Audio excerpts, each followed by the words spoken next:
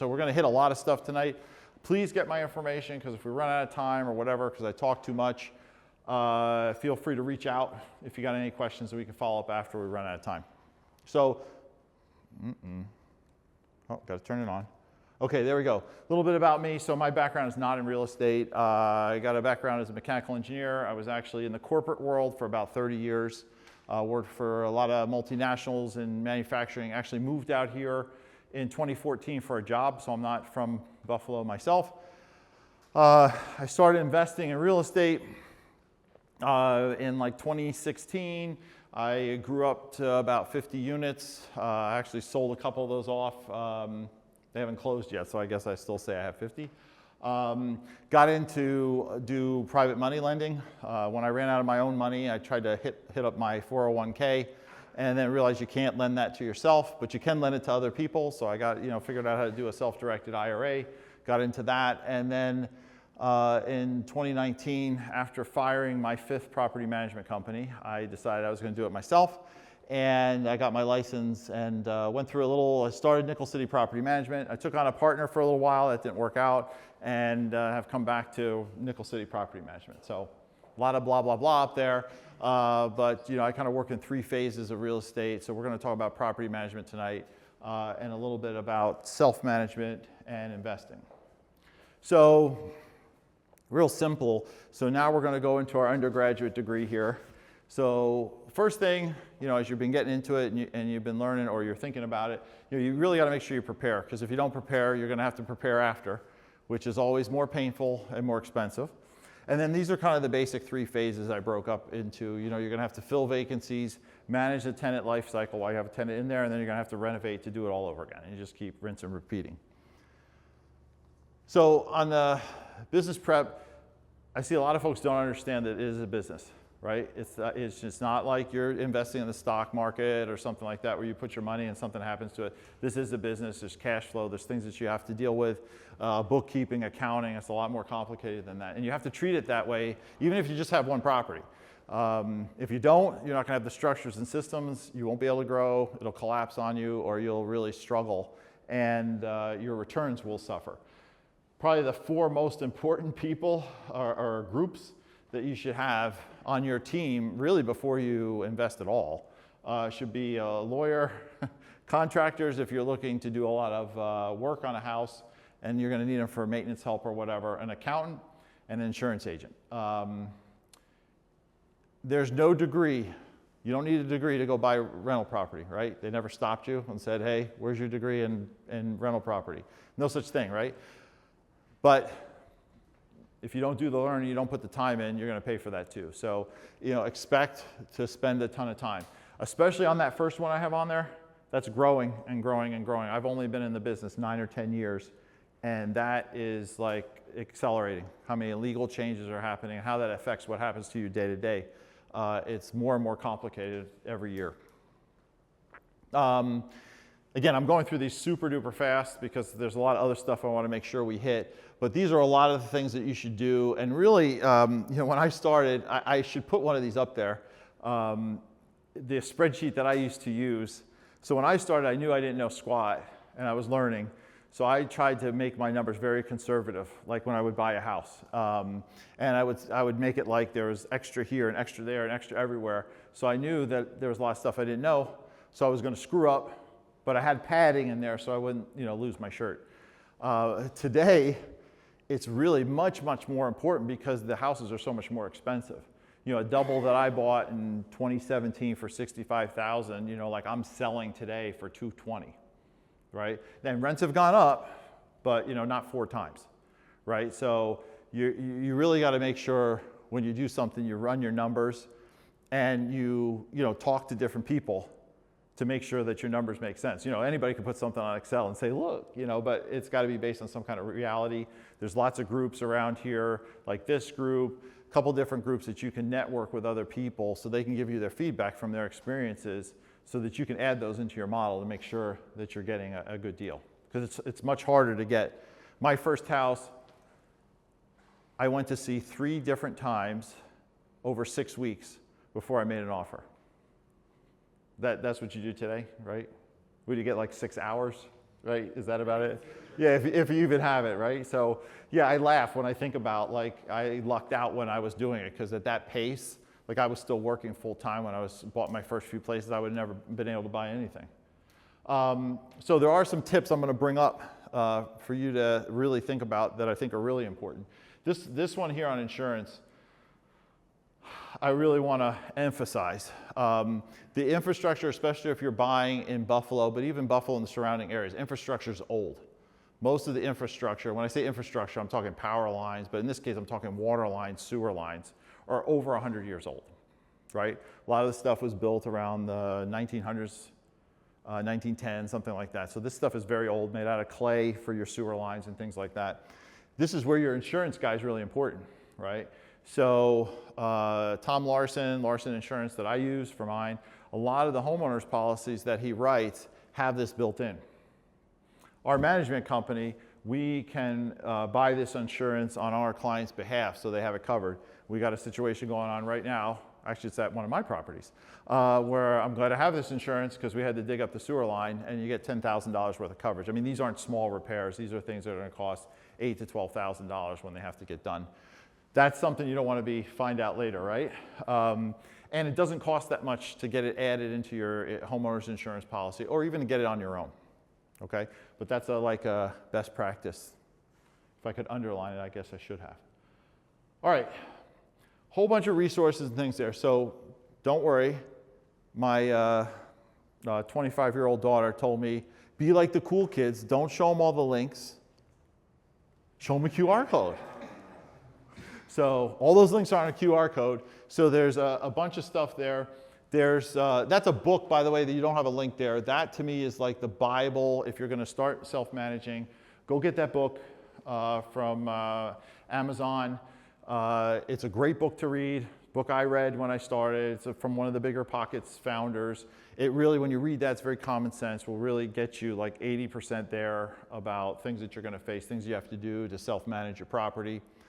New York State tenant law, really a few links there that are good. And the lead paint documents, which you need in order to rent your house, they're all there in that QR code. And I think it works too, because I tried it today. It seemed to. It did? Look at that, huh? I got it one of the free versions, so I don't know how long it'll work for, but I think I at least have 10 days.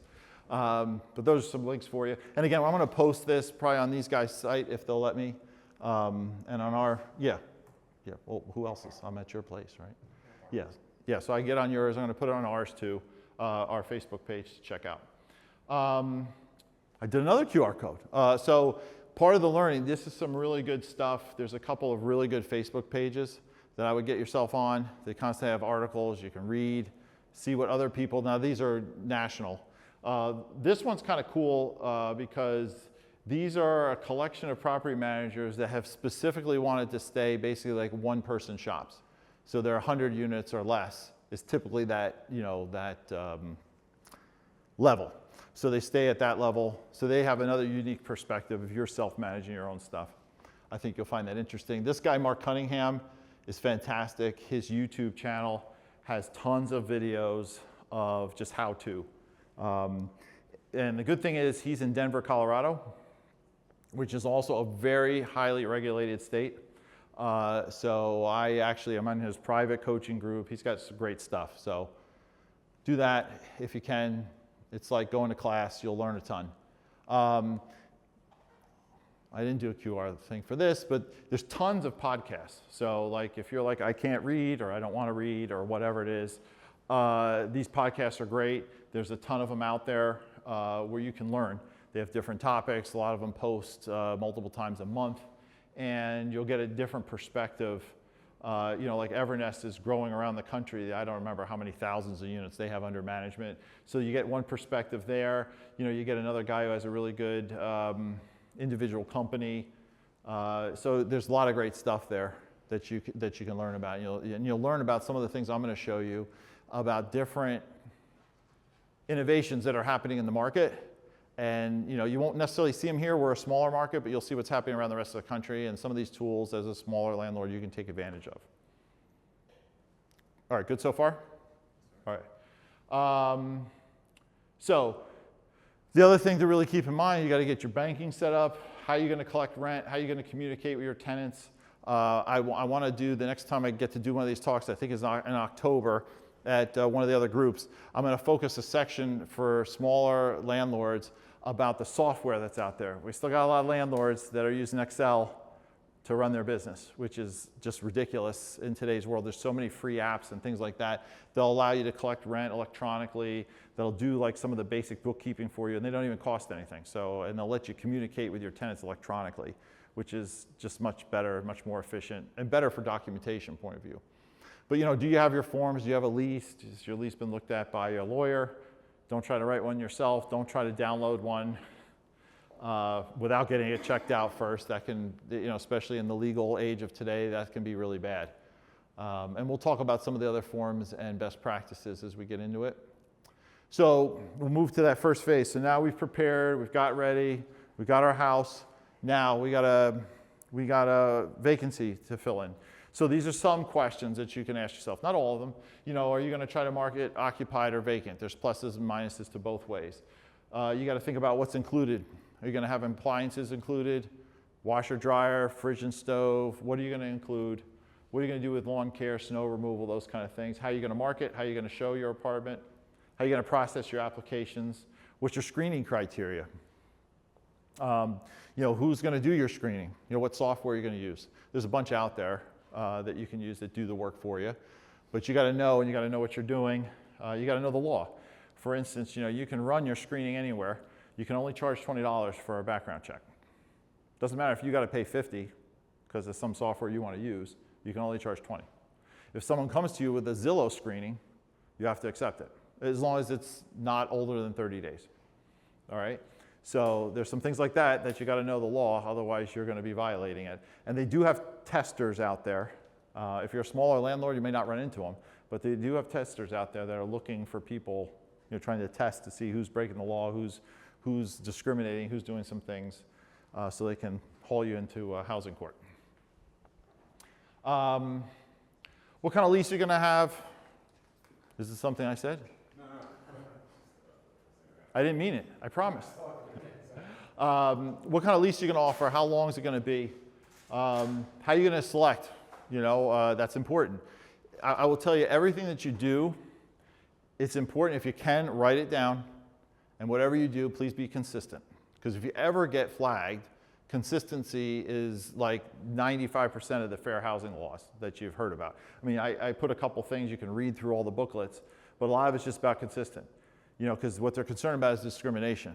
But if you're consistent with everybody, right, and you're doing it within the law, then you have most of it covered. But that's really what's important. When you go to do a lease signing, there's some lead paint things that you have to have taken care of at every single house. It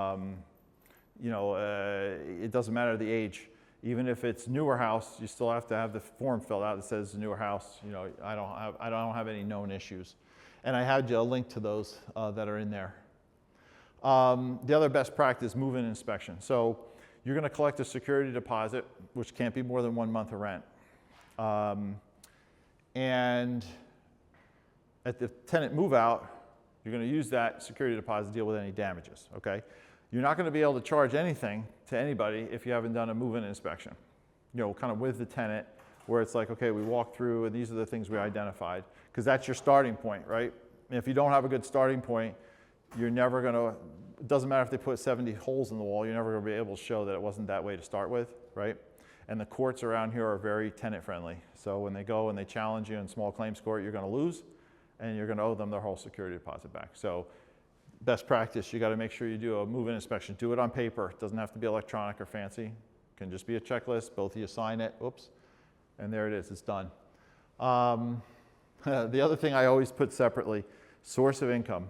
I can't tell you how many owners come to us and they say, hey, we want to use you to manage our property. Great. This is my property. I want this. I want that. I want single women with no pets and all. And I'm like, okay, that's great. I can't do any of that for you. I got to offer the property to everyone. But this one that still has a lot of people confused is the Section 8 program. And if you don't know what that is, it's a subsidy program, right? Section 8 is just the section of the law. It was Section 8. There's a bunch of different agencies that administer it here, but it's basically something people get on a list for, and it's a subsidized thing, right? And they inspect your property and things like that. So when someone comes to you and asks, do you accept Section 8? What do you tell them? Yes. Yeah, that's the only answer. We accept any legal forms of income, right? So please don't fall into the trap of like, well, we don't accept Section 8. I still hear that, and I'm shocked because that hasn't been legal for a long time. And if you don't know about it, like I said, I have a website there that has some facts. Belmont, which is one of the companies that administers the program, they tend to have a lot better documentation outreach. They have a monthly Zoom thing where they do training for landlords. So they have a lot of information. They're one of the better agencies to work for. Can we say that? Or I guess they're all difficult in their own way. To work with, though, they're pretty good. Okay, so we filled our vacancy. Oh, no, we didn't. We have 4 more things to think about. Yeah, these are the best practices here. So the number one thing I'll tell you is, and this is why at our company we only show properties when they're rent ready. So I don't try to show a property when somebody else is living in it or whatever. I don't do any of that. We want a place empty, cleaned up, move-in condition, okay? And I think this is critical. I'm going to show you some data when we get to our master's program of why that's important now more than ever, because leasing has been getting harder and harder over the last few years. You always want to show your property in the best light. So you want to make sure it's clean. You want to make sure you've done the renovation that you need to, so everything's working, everything's in good shape. You want to syndicate your listings. That doesn't mean going to the mafia. That means getting it out on a lot of websites, okay? You don't want to just do one thing or please, well, you can do what you want, but I wouldn't recommend Facebook Marketplace if you want quality leads. But the real big ones that we get 90% of our leads for, 95% probably, are Zillow, Trulia, HotPads, right? Which are all the same company. So, but you want to make sure that that's where your listings are going. Whatever you're using, you know, you can get a Zillow. Most people use Zillow. I think you do, right? Yeah. So most people, you know, if you're doing it on your own, you're posting your listings on Zillow, and that's where all the traffic's coming from. So that's the right place to be. Respond and communicate quickly. You're going to see some charts as we go up of why this is important. You know, good leads are hard to find, and they're going to disappear if you don't respond to them.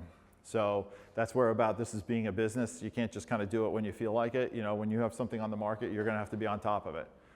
People are expecting responses. They're expecting them pretty quickly, or they're going to move on to somebody else's listing. Try to streamline the experience. So you're balancing 2 things. You want the rigor to try to make sure we get a good tenant, right? But if you make it too many mountains to climb, people are going to bail. Okay, so you want to try to smooth out that experience and really only have them jump through the hoops that are really, really necessary. Like I know I've met plenty of people who manage properties over the years. You know, some have these Google Sheets. They want them to write, you know, an essay about why they'd be a good tenant. Yeah, and you know, I think sometimes if you, like I said, you put too many mountains in front of people, they're going to just move on to something else. And, you know, I mean, think about yourself if you're applying for something, right? You know, if it gets to the point where it's just too much hassle, then you're just going to move on to something that's easier. So it's a balancing act there. Okay, so now we have the tenant in there, and now I call it the life cycle. So these are things to think about too. Maybe you bought a place that has tenants and you're inheriting tenants. You know, how are you going to communicate with them? How are you going to collect rent? How are you going to manage late fees? You know, how are you going to do all these things? Because they're all going to come up. You know, if you have just one double, they may not come up that much. The more properties you buy, the more population they get, the more fun you get to have with the things that are more difficult. Documentation is really important, you know, especially with your communication. So if you're going to text and email and do that stuff, make sure you're collecting that because you may need it at some point, right? You know, all those communications are real. And make sure, you know, yourself, how you're sending out. You send out anything, expect to see it in court, right? So when you're angry, don't do that. Go yell at the dog or something like that. Don't send angry emails to people or nasty things to anything because that will show up, okay? Everything is electronic. Everything's saved nowadays. So you should be doing the same. good documentation is very important, especially around your communication. Lease renewal, again, same thing. How are you going to do lease renewal? What are you thinking about? What's the rent increase? Is there going to be a rent increase? Do you know the rules around the rent increase? Right now, and there's some laws on the books that potentially will change this, but right now, it's typically 5% or less. You can give 30-day notice. If you go over 5%, there's a structured path of how to do that. So if somebody's been in the house less than a year, you can give them 30 days notice. That works. If they've been in between a year and 2 years, you got to give them 60 days notice. And if they've been there more than 2 years, you got to give them 90 days notice if you're going to give them more than a 5% increase. So you got to know these things. You got to know how you're going to deliver your notifications. We're going to get into that in a little bit when it gets to evictions and stuff. But even the rent increases, you can't just like send them a text. We send. Do we send text, letter? We send certified letter. Regular mail, and certified. Okay, so we send all three to them, to make sure. And certified is one you're going to learn a lot about. Certified mail is very, very important, even if 99% of it gets returned to you, because it never actually gets delivered. But you have to have that receipt that said that it was mailed and attempted to be delivered. Yes? Do you keep the letter that came back to you? No. I have the receipt. So we have this desktop version. We can send certified from our desktop, and that has all the records with it. And so that's what you need. So if you go and you have that little green slip, keep the green slip. That's all you need to have. What's the version that you have? It's called Informants. I can share it with you after. It's a company. I mean, there's a little more cost to it, obviously, because you're doing it from your desktop. But for us, as a little bit bigger company with, because I used to be the one running to the post office with all the little green slips. I was like, oh yeah, as soon as I could sit there and just push the button, it's much better, much better. Yeah. Okay, I think I got those at the end. Okay, let's get to evictions here, because that's all the fun stuff. So there's three kinds of evictions. The first one, which is the most popular, is the non-payment, right? That's the one everybody thinks, it faces the most, right? Your tenant's not paying, and you then have to start an eviction procedure to get them out.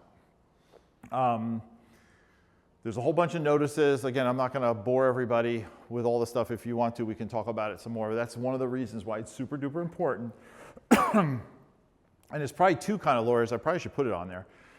Because the lawyer that you use to close your real estate deal may not be the lawyer you need to manage your property. Okay? I'm going to tell you, if you're getting in to manage your property, you got to find a lawyer that is focused on tenant law. They can be the greatest lawyer ever. They're not going to keep up with tenant law because it's changing all the time. And if they're not in court, they're not going to know it because some of the judges are making up rules. Yeah, they're interpreting the law and making up rules. And if you're not in court, the administrative judges are not going to be able to tell your lawyer what's happening. And he's going to try to take your thing in the court. It's going to get kicked out, and you're going to start all over again. The process already takes 4 to 6 months, right? So I doubt you want to start it over and over again, because all during that time, your tenant is probably not paying you a penny. So I have some recommendations I can help you with. There's a couple of really good firms that do that, but just make sure the lawyer you're using is in that court and understands tenant law. And that's not necessarily the same lawyer you use to close your real estate. That's super important. So non-payment's the first one. Our experience, what we do, I'm not saying it's right or wrong, but typically we wait till somebody's 2 months overdue and then we file in the court. And I'll tell you why that is, because filing now, there's lots of mailings and special things you have to do with good cause. There's a ton of paperwork. Our lawyer does it. So every time we go to file something, it costs $150. And if you start filing on people day 10 or something like that, or day 6, they didn't pay, so we hit them with so let's talk late fees real quick. Rent is due the 1st. It's not late till after the 5th, okay? So you can't charge a late fee until day 6, and your late fee can only be 5% of the rent up to $50, right? So whichever is less. So let's just say it's $50, the rent's $1,000, it's $50. If you hit them on day 6 and then you go file in court and then they pay on day 10, you just wasted $150, right? And we were doing that for a while because we wanted to be aggressive, and we ended up spending so much of our owner's money, right?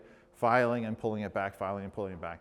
What we try to do is really work, because you want to stay out of court at all costs. Everybody loses when you go to court, okay?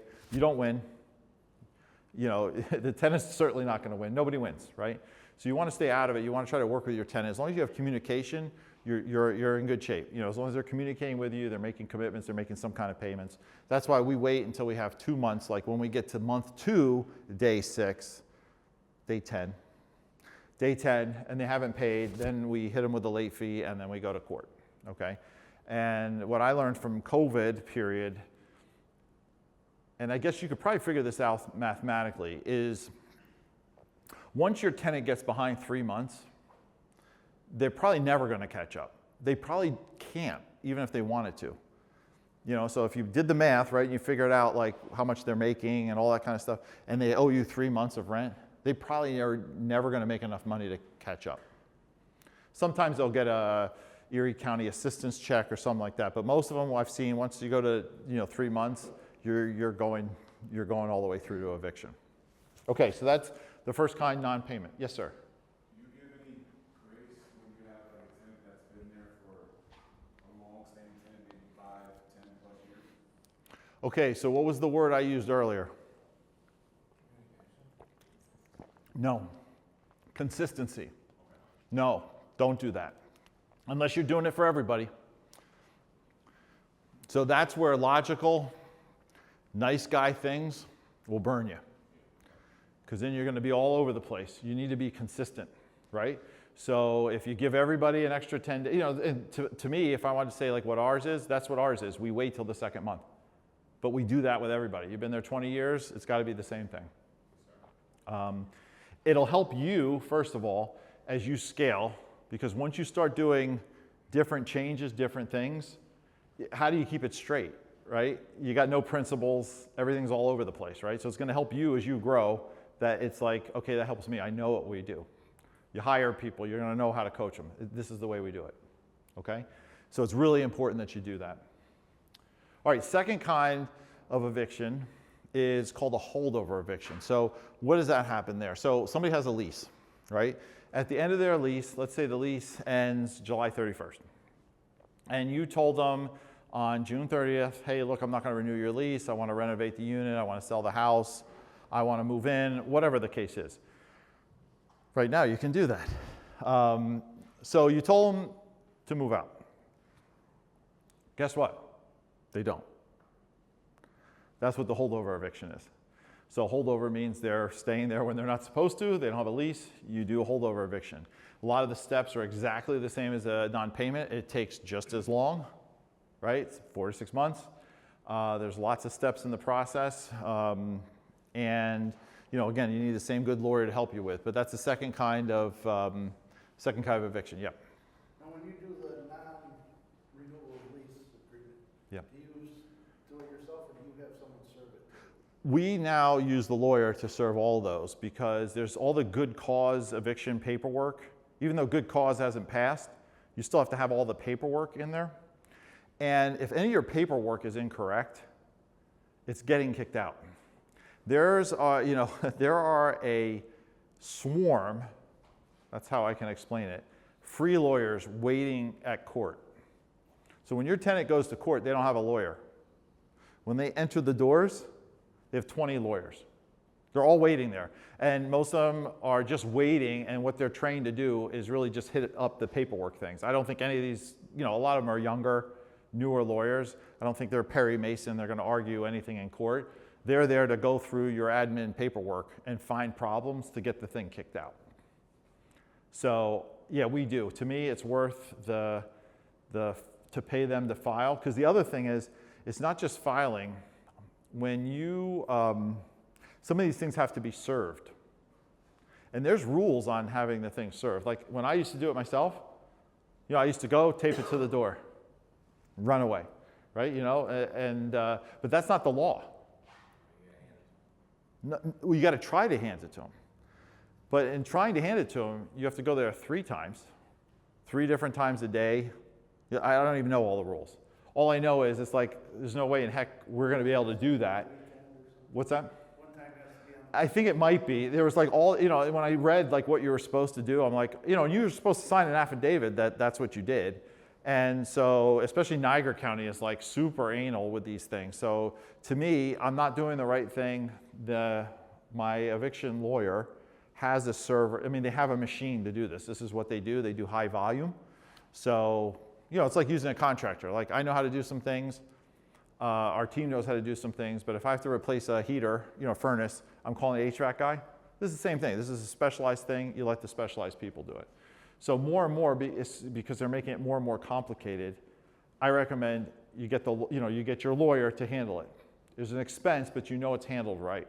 And you're not going to get your stuff kicked out. I mean, I've picked up, I can tell you how many stories. We had a client, he had spent, his tenant was behind by 10 months. He had been in the process for 4 months with his family attorney. At month 6, it got kicked out because the paperwork was wrong. We had to start all over again. So now he's at 16 months, no rent. It ended up being like 20 months. And then they gave her a stipulation that lasts, I don't know, like 2 years or something like that. And she's getting evicted. So, I mean, it's just, you want to do it right the first time. So that's the holdover one. And the final one is really it's called they're breaking one of the rules of your lease. I can't remember the name of it now. It's slipping my mind. That one is a lot less, very hard to prosecute. What's that? What's it called? That's what I thought it was. It didn't sound right, so I didn't say it. So yeah, I think it's a nuisance eviction or whatever. So, if they say, they have a dog and they're pooping all in the yard and they, you got to give them a notice, or carrying a knife up to their tenant upstairs. I guess those are equivalent because you gave them the same notice basically, right? You got to give them the notice to cure. This is, again, another reason why you need a lawyer, because they'll tell you, you call them up and say, hey, this happened. And the first thing, you got to send them a notice to cure their problem. And then if they continue it, you can move towards eviction. I haven't seen many of those go that way because they're so hard. Think about it. You're smoking in the apartment. Well, if I catch you once, okay, fine. But now I got to catch you like 4 times, or something like that, at least multiple times before I'm going to be able to bring you to court and have a chance of getting you evicted. So those are the 3 kinds that they have. Timing-wise, like I said, you don't want to go through any of these because they're generally going to take 4 to 6 months to get done. And the other thing I'll just share with the holdover one, what our lawyers have told us, so that person's supposed to move out 7/31, they don't move out, right? What they encourage us to do is not to collect any rent, even if the tenant, block any payments. Don't let them pay you any more money. Because if they pay something and you accept it, that's like saying, well, we have tenancy, and then you just started the clock all over again. You got to serve them notice again. You got to go through the whole thing again. So that's why you need that good lawyer, because they'll give you the rules. They'll tell you what to do. They'll coach you through it. It's worth the expense. I tried to do the do-it-yourself thing when I started doing it on my own, and also when we started the management company. I thought I was helping the owner out. It's too complicated now, in my opinion, to do it. It'd be like me trying to do electrical work. I know there's a red wire and a black wire, and sometimes a white wire flying around. I don't know what they're all supposed to do. So that's probably why I shouldn't do any of that. All right, keep going. These I really wanted to hit on because they're in the law and they're really good practice. So when people move in and move out, we talked about the pre-move-in walkthrough, why it's important to have this write-up, this inspection. Now the law says that you're supposed to offer a pre-move-out inspection. So what is a pre-move-out inspection? The pre-move-out inspection is supposed to happen 7 to 14 days before their move-out. You're supposed to offer this. And what the idea is that you walk through the apartment with them, with this list that you had from move-in, and you notate with the tenant anything that would be impacting their security deposit, right? So if you're walking through and you're like, okay, this door is broken, right? That's going to be dinged on your security deposit. The idea is that it gives your tenant the opportunity to repair or fix some of these things, which is kind of interesting because I haven't seen any tenants really do any repairs that are worth, that I didn't have to redo anyway. But that's what you're supposed to do, at least to notify them that this is happening. Sometimes tenants don't want to do it or they won't figure out a schedule. That's, you just have to offer it. But let me tell you, it's super duper valuable. In the beginning, when I started the business, I wasn't doing them. I started doing them, and it is so helpful. Why? Because you see what you're going to get into in 7 to 14 days, right? Do they have a lot of trash? Are they in really good shape? Is the unit in good shape? You know, because then you can kind of think ahead. Like for us, with our internal workforce, we can say, okay, look, this one's going to be great. This person's going to move out. They're already started moving and packing their stuff. The unit's in great shape. I can send 2 guys there on the first, and we can get this thing turned around by the second or third and back on the market. So it really helps us. It'll help you plan. Like, how do I get this unit turned around? Because, you know, downtime is the worst thing for what you're doing. So that's legally required, number one. Number 2, really, really, really good practice. So if you're not doing it, please do it. Yes? Upon the move out, how do you see where the damage is? Some of these apartments, they fill it up to the rim. Absolutely. So the pre-move out walkthrough is with the tenant. Yes. The final walkthrough is not with the tenant. But they say this door got damaged by Holy Ghost, so. Prove it. I have the pre-move in, I have the pre-move out. That's why you take pictures, you write stuff down, you do the things. We typically take videos on both ends of things. So anybody can say anything. Right. When you go to small claims court, it's going to be who has the pictures. See, I do it when all of their stuff moved out. Yep. I go through that first move in. Yep. Pages and mark and they sign on every page. Right. Right. So that's what you do. You can do the move out. What I've found is when you get to the end, you know, that can be a lot of drama for people. You know, like, hey, we're going to try. So I don't do the final move-ins, and you're not required to do them with the tenant. Like when they've left and emptied it out and left the keys, that indicate, you know, when the tenant leaves keys, by the way, that indicates they've surrendered the apartment. So even if they didn't tell you they moved out, if they left the keys in the mailbox or did something, and that's really, really important, because if they don't do that, you can't just take all their stuff and throw it in the garbage. You got to hold it typically for a minimum of 30 days before you can empty that apartment, even if they were evicted. So just make sure you know that. Just because somebody got evicted, if they're not there and they didn't give you any indication that they gave up the apartment, you can't just take all their stuff and throw it in the garbage and go. You have to sit there. You can take movers and move it someplace, but I wouldn't spend that expense. You just got to wait the 30 days, try to reach them. If they don't get back to you in 30 days, out it goes. If they say they want to get their stuff, you know, and I've checked with our lawyer on this, we give them 1 window. You get a 4-hour window, come get whatever you're going to get, and after that, what I try to do is have them come like at 10 o'clock, and I bring the trash guys at 2. So like you get all the stuff, and then the trash guys are coming, and it's going in the dumpster. So to answer your question, like I said, we do the pre-move out with the tenant, and the final move out, we do on our own, right, with those checklists. And as long as you have the pictures and whatnot, I mean, they can say whatever they want to say, right? You know, you did the pre-move out if something wasn't broken and then it's broken, or because they have so much stuff you didn't see it. I mean, that's the way it is. Here's the picture. They can say whatever they want. You have the proof. I have them sign it on every page. Okay, I mean, as long as you have a practice that works for you, that's great. Just have a practice, right? And the big thing is, now on your security deposit, this is really, really important too, is it's time limited, right? You have 14 days to get back to that tenant. Written, what you're deducting from their security deposit, okay?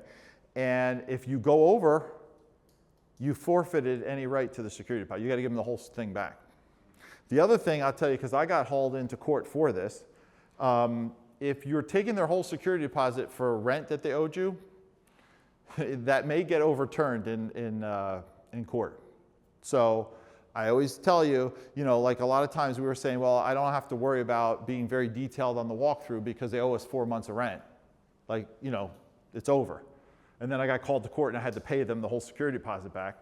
So that taught me I'm always making sure I'm looking for damages and all that stuff. And even if they end up with a bill of 6 months of, you know, of rent, I'm going to make sure there's damages in there. So if I get called into court, it's like it's not just rent. It was actual damages or garbage or trash or things that they left. Yes? Can you put on the lease that if the damages are over, it can be collected as rent on the security deposit paragraph? I mean, damages, that's what the security deposit's for. That was what the judge was telling me. He was basically schooling me, which again, is an interpretation. He was saying that basically the security deposit is only for damages, not for rent. That's what he was saying. So it's meant for damages, not for rent. Okay, but if they left a decent apartment, but they didn't pay 4 months of rent, if in the lease it says that it's applied as rent? Yeah, you can check with your lawyer to make sure. I'm not a lawyer, so I don't know. I've talked to my lawyer about that, and again, it's going to depend on what the judge says. Because what you do when you say that, and I understand the logic of it, what he was saying is, you know how we tell tenants, hey, you can't use your security deposit for your last month of rent. He's saying you tell them not to use it as rent, so you can't use it as rent. So if you tell them that you could charge it as rent, that means they could turn around and tell you, I'm not giving you the last month of rent, you have a security deposit. So you can talk to your lawyer, you could probably put it in there. Unfortunately, when you go down this road, you're going to lose money. But I have some solutions for you. If you stay for the master's degree program, we have some things that I think you'll find very interesting to help with that. Okay. All right, so final phase. Now we got the person out. We got to do unit renovation. For those of you who are newer, really please talk to people. Understand the neighborhood you're in. The first 3 places that I renovated, they were in the University District, 2 of them. And I spent 6 hours on Lowe's website designing my kitchen. Because I want the cabinets to fit just so, and I had an L, and it was like, what an idiot, right? Like, what was I doing, right? You know, now you get 8-foot straight kitchen, you know, boom, you put it in and you go. So don't over improve your places. Don't finish to what you like. Finish, you know, have your own style because you're going to have your apartments, but don't over improve an apartment. And one thing I recommend big time to anybody is, you know, this is probably because I'm an engineer. I'm not like an artist person. I don't look for beauty necessarily. I look for function, you know. And I think most tenants do too. They want things to work. So I try to buy things that are like in the middle. Like for instance, I prefer to buy cabinets from Bargain Outlet or Home Outlet or whatever their name is now, because they change the name every few years. Because they're made out of plywood, right? And the things you get from Home Depot are pressboard, you know, the boxes, right? And you know, the plywood's going to last a little longer. You know, I put laminate countertops in just about everywhere because they look good. And if they destroy them, it's $100, you know, of material to get a new one. You know, if I put Corian in and spend whatever, and somebody breaks it or busts it or cracks it or something, I'm going to like lose my mind because of the replacement cost. So that's my recommendation. Again, you got to find your own style, but definitely know the neighborhood you're in, know the rent you're going to get. You know, make sure you don't over improve. That's probably my biggest one. And the other thing, you're all going to do it, even though I tell you not to, if you're newer. You're going to go with the lowest price contractor you can find, and you're going to think you're saving some money. And maybe everyone has to just do that to learn, because I did it. You know, don't equate, you know, cost and quality and those things all together, and value. That's what I mean. Don't equate cost and value. They're not the same. Value is on the right side of the equation. Cost is together with quality, consistency, timing. You know, all those things go together to make value.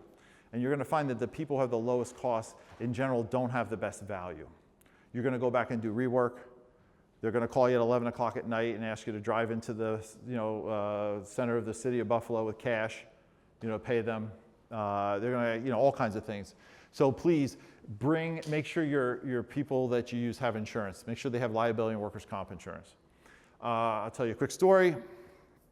Actually, almost destroyed my management company. So a house I own, I had our team working on, and it was an 8-unit on North Buffalo. Spent about $150,000 fixing it all up. We were 2 weeks from getting it done and ready to rent. And we were refinishing the floors. It was one of the last activities we had to do. They left for the day. Didn't get all the rags out of the house. I didn't know this, but things soaked in stain can self-ignite. They don't need a spark. Yeah, I know that now. Because my house burned up. And I had to, you know, I had to tear it all down the studs. It was about $800,000 to fix. Insurance didn't cover it all, more money out of pocket. And the worst part of it was the insurance company for my house now wants to blame somebody. So they were like, who were you using? And we were using a couple of 1099 guys to help finish the floor, right? They don't have insurance, they don't have anything. And the insurance company then wanted to basically get that check out of my management company. And the one thing I did that actually saved me is I had written a management agreement with myself, you know, like as the owner of the house and as the management company. If I didn't have that, I wouldn't be standing here as Nickel City. I might be standing here as something else, but my Nickel City company would have been gone. So I never allow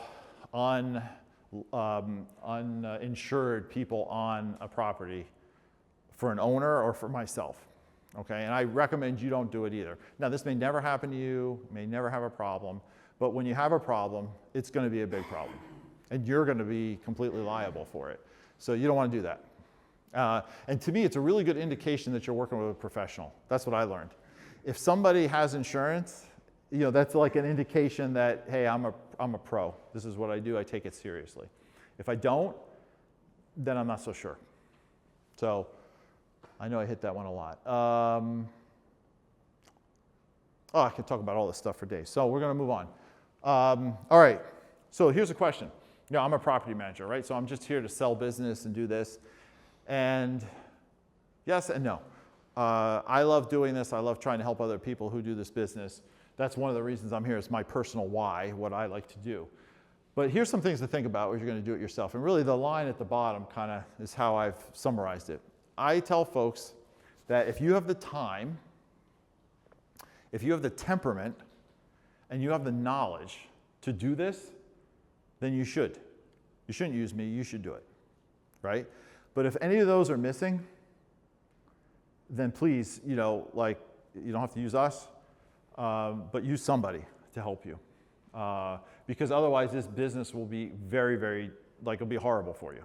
Like I know some owners who just don't have the temperament. You know, anytime something goes wrong or a tenant does, you know, misses the payment by 6 hours, they want, like they got the pitchfork out, they're ready to go there and do some stuff. And it's like, that's not, you know, you gotta, like you don't have the right temperament to be dealing with tenants, you know. Get somebody to be your, you know, intermediate to help you. The knowledge is really tough too. Like I said, the legal part of it is just, you know, I'm going to show you a couple things at the end here. It's just getting more and more difficult. So that's where a property manager can help you. But if you can do those things, do it. But ask yourself those questions. I definitely think it's great if you can, because if, like I know you're new and you're starting, right? So then as you're getting bigger, you're going to say, okay, now I need some help. I'm running out of the time part, right? But now you're going to understand what the work's about, and that actually makes you a great client for me. Because somebody who has no idea what we do is going to think, well, you don't do anything, you just collect rent. I'm like, okay. You know, let's bring my child to work day and have you come to, you know, come with us for a day, and you'll see all of what's involved to run this thing. So I actually like folks, I like to work with folks who have some experience, because then you'll value, you know, what happens. If you realize maybe one of these you don't really have, and you go from managing yourself, you're like, you know what, I should go look for a property manager. Outside of interviewing you and your team, what would be like some questions to ask, and then how to go about like understanding what would be the right fit for your situation? Can you hang on to that one? I can. I know, I have an exact slide on that at the end. Yeah, some questions to ask, thoughts for choosing one. Thank you, Dan. I paid you $20, but it's late, you're early. You're just supposed to wait on that one. I saw time temperament now. Yeah, you got excited, right? Okay. I guess I should have moved that slide up to here is what I'm learning. Okay, I have it at the end. Okay, so congratulations. You just got your undergraduate degree, right? Hat in the air. Now, that's a start. This is the presentation I normally give. We go into detail on some other parts, but there's a lot more that I want to get into. So we're going to go graduate level. You're ready. I know you're ready. You didn't even start drinking beer yet, so I know you're serious. You're really paying attention. Okay, so let's jump into it. First thing, let's get to the basics. What are the 4 ways that you can make money in real estate? Why did we get into this business, right? There's 4 main ways: cash flow, tax benefits, depreciation, mortgage pay down where you're building equity, and appreciation. What's that? Yeah. So this, well, we're getting serious. This is now you woke up because you're the financial guy, right? So this is why we do this. Now, when I started, I've definitely seen this change, and anybody who's been around here longer than me has too. When I started, this was a cash flow business. I had a big W-2 job, and I was coming and doing this, and I wanted to buy a lot of properties to replace my paycheck. right?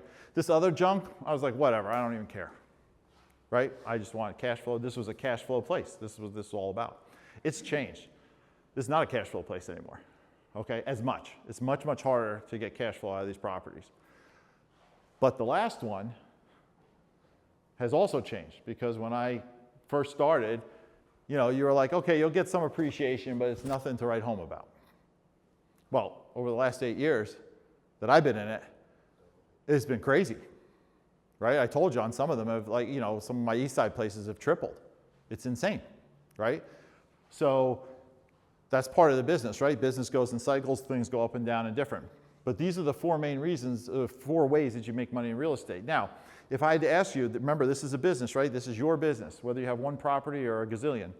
What's the number one risk to your business? Any guesses? That could be. That's probably true. I'll add that one to next time. No, it's the cash flow, right? You have a business, cash flow is your biggest risk. Over 80% of business failures, small business failures, are tied to cash flow issues, right? So that's what we're doing here in the graduate course, right? Undergrad, you just learn about some things. Now we're going to talk about some more serious problems, and then more importantly, what are you going to do about it? So there's many sources of that. A lot of them come back to your tenants. They can default. They have bad behavior, cause damages, legislation, maintenance costs, vacancy. Vacancy is huge, right? How do we avoid it? Or some macroeconomic trends. You know, somebody decides to jack up trade or tariffs or anything, and how's that impact us, right? So we're going to hit that. But that's the number one risk you have. You have a business. If you don't have cash flow, you're going to have to suck that money from somewhere, or you're going to have to sell, right? We have owners that I finally learned that I had to sit down and basically tell them, you need to really sell this place, right? You don't have the cash reserves. Every time I come to you for minor repairs, it's like, you know, you think I'm like cutting out one of your internal organs. So it's like this, you're not going to be successful here. You really should sell the property. You know, because I'm not going to keep managing you when you're like a nightmare to me, right? You know, this isn't the high, you know, you don't make a ton of money on every client, so it's not worth it. You know, I want to work with you, I want to help you, but if you're not succeeding, and you're not succeeding because you don't have the cash flow to do this thing, then you know, you got to do something else. Okay, so let's talk about this, important. This is something I have seen evolving since I've been doing it. These are national numbers, but we are at record highs for all these of renters that are cost burdened, which means they're spending more than 30% of their income on rent. The population hardest hit is households earning under $75,000. Now let's break that down. What does that mean to us? If you use your 3 times gross rent, that means that those are renters under $2,100 a month. How many people average rent is above $2,100 a month? Nobody, right? Average rent in Buffalo is probably around $1,000, $1,100, right? So that means most of our population is in this hardest hit area, right? You know, the units under $1,000 a month are declining because people, you know, the rents are getting more and more expensive, right? So think about it, like that's our population, right? That's where we are. They're getting hit here. All right, so that's a headwind. Oh, going the wrong way. All right, let's talk about another great headwind that I said. I had some great data. Why is it important that you do those best practices? You build on your undergraduate education, right? Why? Because we're at 6-year highs of how long it takes to fill. It's at 41 days in April. Average 41 days, right? I know it's hard to see maybe all the colors, but they started tracking the data in 18, and look at where 2025 is. I mean, way above everywhere else, right? So not only is it's taking longer, one of the things they're seeing is the leads are at the lowest level that they've ever been. I mean, this is supposed to be our, did somebody say something? Oh. This is supposed to be our like hot time of the market, and I don't know anybody else who has, you know, we typically have about a dozen, right? About a dozen on the market at a time, 10 to 12. And it's, you know, some of them are just lagging around out there. You just do not have the activity. Rent reductions. We're at a high. They finally dipped down in April, but they were basically on pace with last year, which was a record for the number of rent reductions, the amount of rent reductions that you had to do in order to get your place rented, okay? And here's I found this one interesting. So setting that rent price correctly right off the bat is really, really critical. So I've tried a couple different things, so I'm not saying I have it figured out 100%. In general, I like to partner with our owners. I like them to know what's going on. I don't like to try to tell them, hey, look, I know everything. I'm going to tell you what to rent your place. I like to try to partner.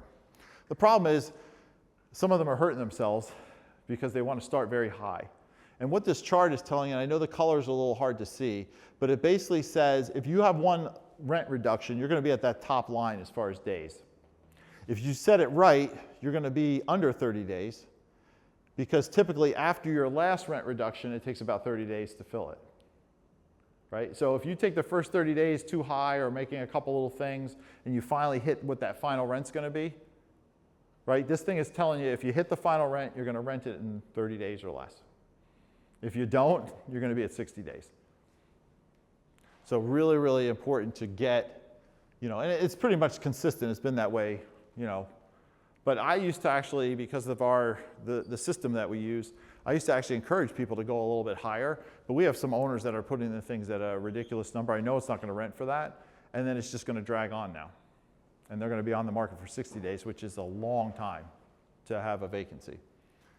So those are some headwinds. So what are we going to do about it? So there's a whole bunch of tools I'm going to throw at you all at once. And please ask questions. I can explain them to you. So a couple of the difficulties. In 2019, they passed the law. We can't collect more than 1 month security deposit, right? You can't collect last month's rent. So all you have is 1 month of rent. That's all you get. And you have all this stuff going on, right? You have the affordability issue. So you got a lot of risk to me. And you get one snapshot to try to choose your tenant. And let me tell you, before 2023, I will tell you I never had a tenant that didn't at least make it to year one. At least go through one lease. And now I don't know if they'd make it for more or they'd have problems, but they got through the first year. After 2023, we have a number of people that, 4 months in, I'm already in eviction court with them. I just screened them 4 months ago. I just charged the owner 1 month of rent to place that person. I'm supposed to be the professional. Doesn't look so good, right? So all these factors are really causing the quality of our tenant base, to me, to be very sketchy. So what do you do? So there's a couple really good tools. So the first one that we've used is called the guarantors. What the heck is that? So this is a really unique program which replaces your security deposit, your cash security deposit, with an insurance policy. Okay? So basically, you have these criteria which say somebody, if they have this criteria, they're approved. And you can use guarantors or just collect your regular cash security deposit. You can say they're conditionally approved, or you can say they're denied. Okay? Now, guarantors is an insurance company, so they're going to also have to qualify. So they're not going to take somebody with, $100 a month income and a 430 credit score and approve them, right? Because they're an insurance company. They don't want to pay anything out.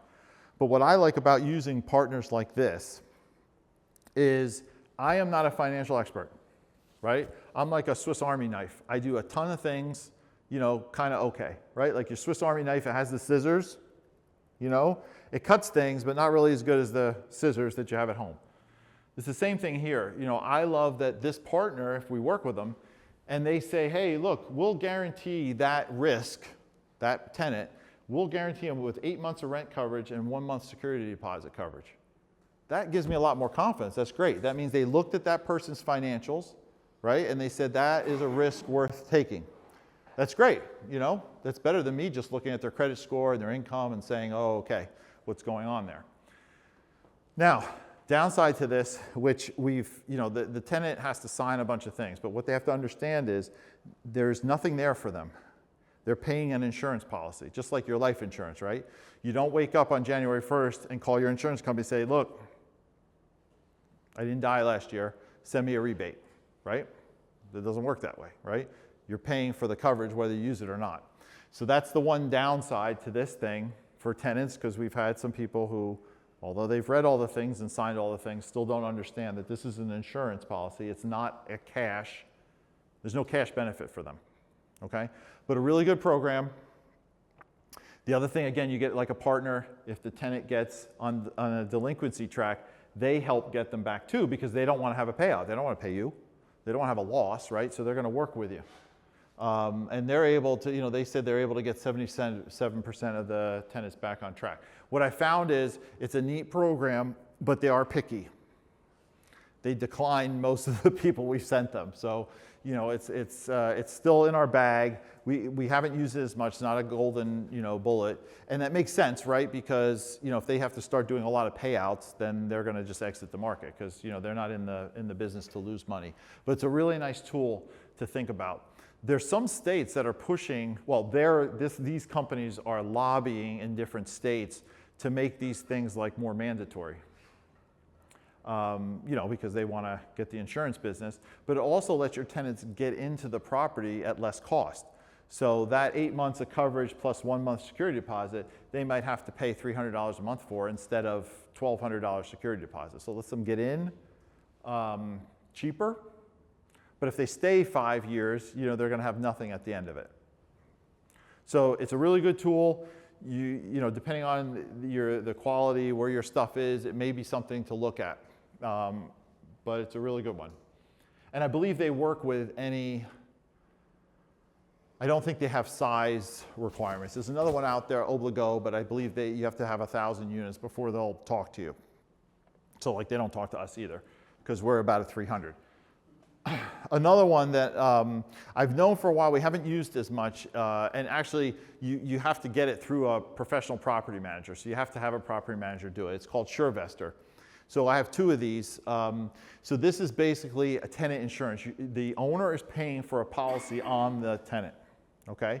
And this thing covers all these different coverages. Basically up to 12 weeks, it covers legal costs, and it covers malicious damages, meaning that, if they tear or destroy the place, you have to, show them proof, and then, it's like an insurance claim. Really good companies used a lot around the country. We just haven't used it as much because I think we found a better tool. It's a little different, but it's one called Single Key. Now this one you can use as an individual landlord.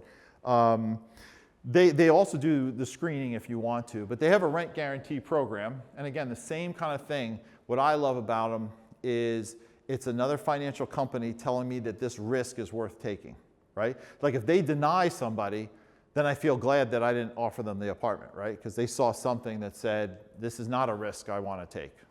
So that's good.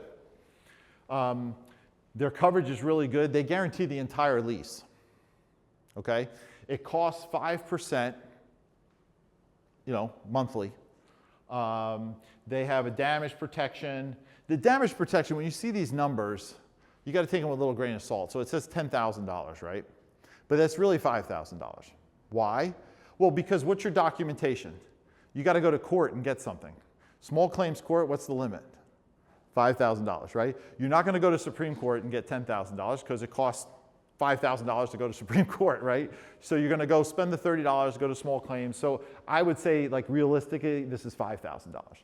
But they cover your eviction fees. Like our eviction fees right now are $1,000, so they cover up to $2,000. And they cover some lease break stuff. So this is a pretty neat program. It's newer for us. We've started putting it on some tenants. I have it on 2 of my own tenants that we placed. It helps you place some tenants, because maybe somebody who's a little bit on the border, you can throw it there, see if they, they look at things differently. They don't put as much weight on the credit. They put more of it on the income. Whereas I think the guarantors are the opposite. I think they put more on the credit than the income. So each one of these has their own way to work. You said they cover the full. 12 months, up to 60 grand. What if you have month-to-month? I don't think it matters. As long as they're paying the insurance every month, as long as the insurance is being paid every month, now if they move out, they're obviously not going to cover anything, but I don't think it matters if they're month to month or 12 month. I don't think the lease matters. It just matters are you making the premium payments.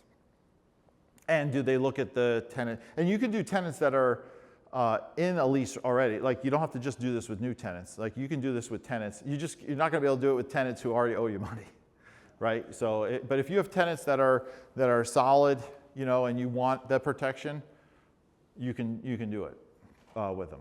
They'll look for income information, credit information, that, they're going to look for some information. It's definitely easier to do it when you're screening. This is a really neat tool that you should look into. To me, I'll pay the 5% so I know what my income's going to be. Right? It brings consistency. And I don't know, the world I've experienced, especially the last few years, that's well worth it. And I don't see a lot of products like this. Anyway, I don't have this idea baked out, so I'm not going to share it, but when I figure it out, then I'll tell you. So here's another thing that's really cool. So how can you help your tenants be better tenants? How can you help your tenants who are normal people, who are rent burdened, have struggles in life? How can we help them to be better tenants? So here's a really cool program that we've started using. It's called Flex. And what it does is, so let's take that tenant who's got $1,000 rent. And they had a car trouble, they had some problem, they pay you, but they don't pay you till the 20th, but now they're paying the $50 late fee, right? So maybe they pay you, but they got to pay that $50 every month, which is a lot. So what Flex does is, and what's cool is Flex, they can use this program when they want to. They don't just have to go on it all the time. They can use it in the months where they need it. And so what it does is it pays you, the landlord, immediately. You get the full month of rent. And it lets the tenant put partial month of rent in and then use the rest of the month to pay the rest. And then pay us much smaller fee than the $50. I think it's like 14 or 15 bucks, right? So, I think we've just rolled this out and we're probably up to about 10 or 12 people. I saw a bunch when I was going through the bank before.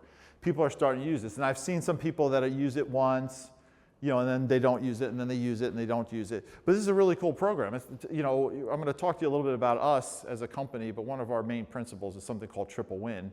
How do you do things that benefit everybody? And this is a great triple win kind of program, right? Helps the owner, you get your money, you get your money on time. It helps the tenant because, no one's putting a gun to their head. It counts as an on-time payment, and they pay less for that than they would for paying the late fee. And obviously it's great for us because it keeps everything smooth and running, right? Everybody's getting their money, everybody's happy. Really cool program. Another one I really recommend, no, that's not yet. Okay. So there's going to be an article out on our Facebook page about this, renter's insurance. I don't know if you require it. If you don't, you really need to. And on top of that, how do you know that they have renter's insurance? I require to put my company's name as a co-insured. Yeah, so, which means you're going to get notified. Correct. But then what do you do about it when you get notified? What if they cancel it and you get notified they cancel it? What are you going to do? It's in the lease. So you're going to have to try to evict them, right? Well, I'll try to, if it's a good chance, I'll try to work it out with them, but I do require it. Well, this company that we work, so I'm sorry, I'm baiting you with something you don't know what I'm talking about. So, no. So what we use is we use this company to help us do it. And because I don't want to track it, we got, we got 300 tenants, right? I don't want to have, it'd be somebody's full-time job tracking all this stuff. This company does it for us, okay? And they have what's called a master policy. So then when somebody comes to rent one of our apartments, I tell them, hey, look, we've got this policy. It's $10.95 a month, okay? We don't make any money off it or stuff like that. We just pass through. But it's a master policy. You can get your own insurance. And we'll be additionally, not additionally insured, but we'll be notified or whatever. But what's cool is if for any reason their insurance drops, they're automatically put on this insurance. The master policy is always in place, okay? So that means I can tell owners you always have the coverage. Why is that important? It's important. We just had an example. We had a tenant in an upper. They caused some leak under their kitchen sink, caused major damage in the lower unit. We were trying to rent the lower unit. We had to pull it off the market. That renter's insurance covered all the damages, covered the vacancy loss, right? And we didn't have to hit the owner's insurance at all. They don't even know anything's going on. So if you don't, or you don't know what it is or whatever, because I didn't, when I started, I didn't know what renter's insurance was. I didn't get it. I didn't think it was important. It is really important. And there's probably other people that do it. This company we work with is Second Nature, which their number's not on here at all, or the name, so how would you know? But there's probably other companies that do that.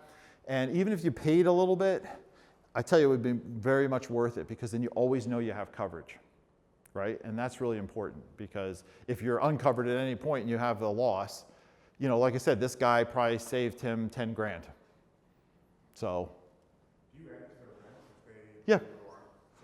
Oh yeah, oh no, it's a charge on their rent. And that's not one, the court understands that you can do that one. Like, you know, you can't do any kind of other fees, but they understand that you can do insurance.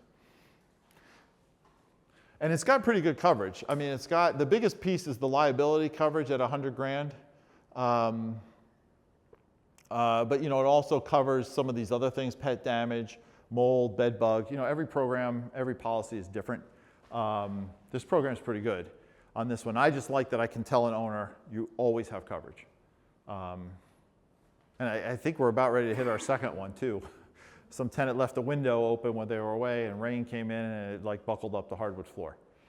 So, you know, and so if you don't have renter's insurance, then you're gonna have to start trying to argue with the tenant to make payments on this, you know, and again, remember we talked about affordability, where are they gonna come up with the money to pay for that, you know, and then you're gonna have to charge it to the owner.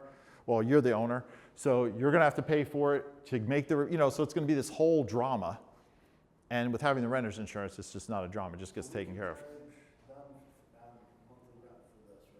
Yeah, yeah. Either they get their own policy or they use the master policy. You have to give them the choice, right? And most of these companies, if you work with a company, they're going to give you the lease addendum. You know, they have the whole legal team to take care of all that for you and help you with that.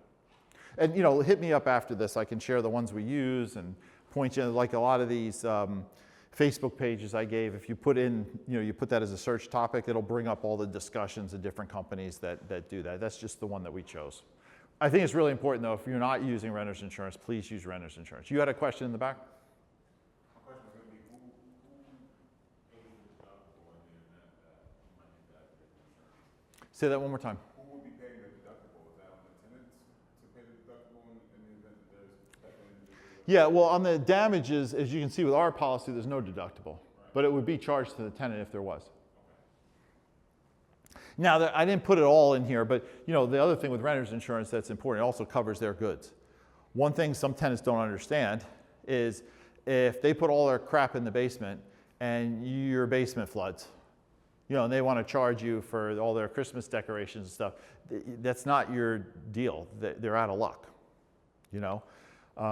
So it's another reason you want them to have renter's insurance because then it at least gives them some coverage for their stuff if they have anything that's really valuable. Okay? This is the one I want to get to. So the other thing is, hey, how about we make better tenants? So this is a very interesting one. And again, on our Facebook page, I'll have another article out probably in a week on this one. Reporting monthly payments to the credit agency. So let's be very positive for a minute, right? We're always talking about problems. Let's be positive. Our tenants pay on time, right? That's their biggest payment, financial commitment, is probably paying rent. And it doesn't really impact their credit score positively because the credit agencies don't know about it, right? They only know when something bad happens. So this allows you to help tenants build their credit, make better tenants, right? And you know, by helping them build their credit score is only going to help you, again, having a stronger tenant, okay? It's, you know, and I can't remember all the numbers, but I think over, you know, with most of our tenants are considered probably mostly subprime because I think that's 650 or below. And they can see an increase of like 70 points in the first year if they have all their on-time payments. So it's a big benefit because you're reporting that positive payment every month. Yes? Doesn't this company require 250 units now? Not that I saw. And they're not the only one. This is one. There's a few other ones I can recommend also. They have never told us anything about minimums, right? So I don't know. I don't know, but there's a few other ones. If this one, there's a few others in the space. Now, here's another important reason why to do this. There's two bills sitting right now in New York State, neither passed, but they're both in progress, that may require this. And actually, there's some states that have already passed that require you have to do this. You have to at least offer it. And so that's probably coming down the road. The other thing now, so let's get back to reality, right? Let's be negative. So these also report negatively when people don't pay, right? It's one of the few sticks that you have Now, one of the laws in the assembly will make it illegal to report negative balances. So I'm sure that's going to pass. So this stick will get taken away from you like everything else. But right now, like we're going to use this and it's going to report positive and negative. So if somebody doesn't pay, they're going to get their credit beat on every single month. Are they making the payment through them? How do they do it? No, they take our reports. We have to report to them. And then they take it from there. So there's a delay. It's not like, day 6, we're crashing them, That once a month, they'll ask us for the data. They ask us to look at it. Did someone pay? Do they have a payment plan? So we have some leeway, right? You can say, hey, that person's going to pay. They're just going to pay on the 20th. We're not going to report negatively this month. But You could use this with that flex program you were talking about. yeah, so if you're using Flex Program, they're going to get 2 hits, right? They're going to get the payment, so they'll get credit for an on-time payment. So it's a really good, you start putting all these things together, it's a good deal for the tenant. And as the competition for good tenants goes up, having good amenities like this helps you stand out, right? And I think it can really help make better tenants. Like if I could, we haven't been doing this long enough where I have data, but if I had data and I could go out there and say, hey, put it right in our ad, if you're with us, we have these kind of programs. We've had people that have increased their credit score by 100 points in a year. I want to see prospects who are interested with that because that tells me they care about the credit, right? So that's almost like another screening criteria, right? Is that it's like, oh, you're interested in your credit, check. That's a tenant I want. Versus like, my credit's 420, I don't care. Okay, really cool program. Again, that's one company that does it. There's a few others. One called Credit Gnomes, Gnomes. I guess that's like the little dudes you put in the garden. That one's a really good one too. So if these guys hit you where like, oh, you got to have 250 units, then check the other ones. And if that doesn't work, holler at me and we'll find somebody that does it. With this, can you just tell every tenant that you're doing that? Yep. They have to, okay. Yep. It's not something they have to opt into or opt out of. Not yet. But our fine people in Albany I'm sure are working on it in these 2 bills. The one I saw out of California where it's required, I didn't see it anywhere and I didn't go read the bill. They probably won't allow negative payments, right? And it's an opt-in from the tenant, and you can charge the tenant for it, because there's a cost to this. Like right now, we're absorbing the cost. At some point, I'm gonna have to figure that out. That's not like a good business practice, right? So there is a cost to doing it. So like the bills that are in there, the tenant opts in, and then you can charge them. You can get the costs defrayed. But I think it's a really good thing to look at to help build better tenants. Because if your tenants have better credit, it's just going to make them stronger. And if they got it from you, chances that they're going to stay are good because they're going to be happy with what you're doing. I talked about this before, but they passed this law in 2021. They were going to inspect all the places, because if you have a place that has 4 units and up, you have to get a certificate of occupancy, right? But anything that was like smaller than that, especially all the doubles and singles, they didn't inspect it all ever. So they passed this law in 2021 that they were going to inspect everything. And then you never heard from them, right? For years. And what actually ended up happening is a lot of the community groups actually sued the city because they said, you are not doing your job. You're not following the law you're supposed to. You're not inspecting the places. There's too many junky places around. And so what happened is they said, okay, and they started adding inspectors, right? And so this year they're going to go to, they had 4 inspectors. By the end of this year, they're going to have 12. Next year, they're going to have 16. And they are doing these inspections because we see them almost all the time now. Because they're on a schedule. They hit neighborhood after neighborhood, and we're starting to see them regularly. These are really nothing to worry about, okay? There's what do you got to do about it? You just got to make sure you're doing regular maintenance. They're looking for life safety devices, really detectors. Do you have the right detectors? If you don't know how many detectors or where they need to go, check in with us after. I can tell you, you know, there's some things you got to know, just how many detectors and where they need to go. It's not a big deal.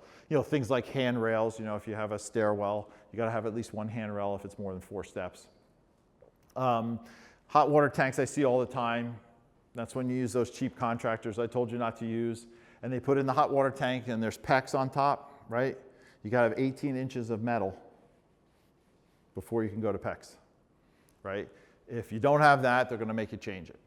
You know, venting, all the things that plug into the chimney, are they sealed up, right? Because that's carbon monoxide risk. So they're looking at really, really basic stuff. They are getting a lot of pressure from Erie County, and we're going to talk lead paint here in a bit, about painted surfaces. So, you know, especially exteriors, I never paid attention to exteriors on houses, more interior. You make sure the interior is good. Exteriors, you got to pay attention to your exterior. If your exterior is in bad shape, you're going to get cited. And if you get cited and you get Erie County on your butt, then you're going to have to use, you know, lead-safe contractors, which are typically triple regular painter. And you're going to have that documentation for Erie County, or they will take you to housing court. They're very aggressive about the lead paint. And any obvious maintenance concerns, like if you have broken windows or, you know, holes in the wall. So it's not really hard to pass these inspections. Inspectors are good. They just want to make sure there's quality housing, because there's still a lot of places in Buffalo that the living conditions are absolutely horrible. Okay? Yes, sir? Did you mention that this was for 4-unit or more properties? No. 4-unit or more, there's a program been around forever. I think it's every 3 years. You got to get a certificate of occupancy, which is an inspection, same kind of thing. This is for everything that's smaller than that. Gotcha. You said that's only City of Buffalo? Yeah. Not all Erie County, just City? No, it's just City of Buffalo has this program. Other townships have their own programs. I haven't seen them as aggressive or as comprehensive. When I say comprehensive, like, you know, Amherst has one where you're supposed to register your house and they do an inspection. I haven't had them ever call me back again to do a second one. Whereas I think they have enough inspectors now where it's every 3 years the way they're supposed to do it, they're going to do it. Huh?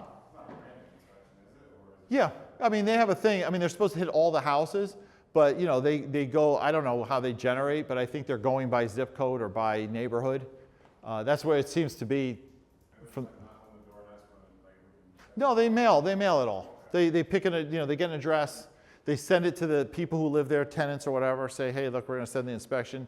If they have the information, well, they have the information, they'll send it to the owner or to the management company, and they'll say, hey, we're trying to set this up. The inspectors are really good. The big thing I would tell you, any of the agencies that if you get, don't ignore them. That's when they get really irritated, they get nasty, and they take you to court. If you're communicating with them, right, and you're taking care of your stuff, they want to work with you, right? If you ignore them or you give them an attitude, then they're going to bring down the hammer.